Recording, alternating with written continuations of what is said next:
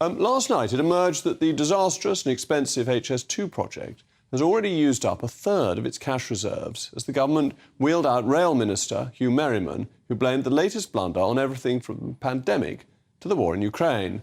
Thus far, HS2 has cost roughly £15 billion of your pounds, owing to what seems to be an infinite number of delays. The whole project is projected now to cost potentially over £100 billion, all for the sake of shaving 20 minutes off a train journey from Birmingham to London. I'm now joined by Conor Houlihan, the media campaign manager at the Taxpayers Alliance. Conor, is this one of the greatest misuses of taxpayers' money that you can think of, or are there worse ones? Well, thank you for having me, Jacob. It's got to be up there. And I think when we see this announcement yesterday, I think people across the country who are struggling with their energy bills, they're worried about their mortgages, they're labouring under a 70-year high tax burden. They look at the spiralling costs of HS2, they look at the delays and the excuses, and they just cannot believe why this hasn't been stopped. And what is the argument for it? It can't just be the 20 minutes off the time. Is it needed for extra capacity? We notice that the railways do have problems with capacity. Can it run without drivers because of using modern technology and being more automatic, so less held to ransom by striking unions? Well, there are arguments in terms of capacity, but there are plenty of other localised rail projects that some of this money could have gone on to improve local connectivity as well. But, you know, the government has been throwing good money after bad with this HS2 project. It's moved from one farce to another. And I think it would be better for taxpayers when the government finally decides to scrap this white elephant.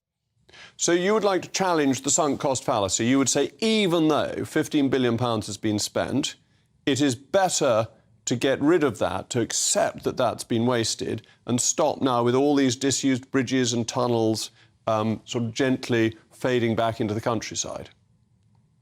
Well, you know, like you said, Jacob, it's projected to potentially even cost over £100 billion. So, you know, £15 billion wasted is nothing to be happy about, but £100 billion is a lot worse. And the Chancellor is rightly wanting to find savings so he can give taxpayers some respite.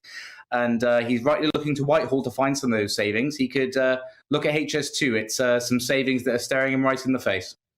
But wouldn't there be huge criticism of the government for apparently wasting £15 billion on a project that's agreed by all parties? The Labour Party and the Lib Dems are in favour of it too. So there's a wide consensus that we need this extra railway capacity. And £15 billion is a lot of money to say we're scrapping. And agree, but there's no reason why we should go 85 billion further. And I think that consensus may continue to fade away. The more people see, the more of a farce HS2 becomes. Only a few weeks ago, we saw that it may not even terminate in Euston. We might see it only going to Old Oak Common in West London.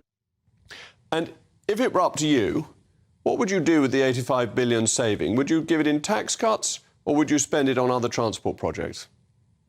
Well, I think it's good, to be investing in transport links in this country. We're not against investing in transport links, but, you know, like I said, people in this country, they're labouring under a 70-year high tax burden. They'd like to see that burden eased, particularly at a cost of living crisis. On Sunday, we celebrated Tax Freedom Day, the first day in which everyone's working for themselves and not the Chancellor. That's the latest Tax Freedom Day we've had since 1995 when comparable records began. We need to see that Tax Freedom Day coming earlier, and we can start by cutting HS2.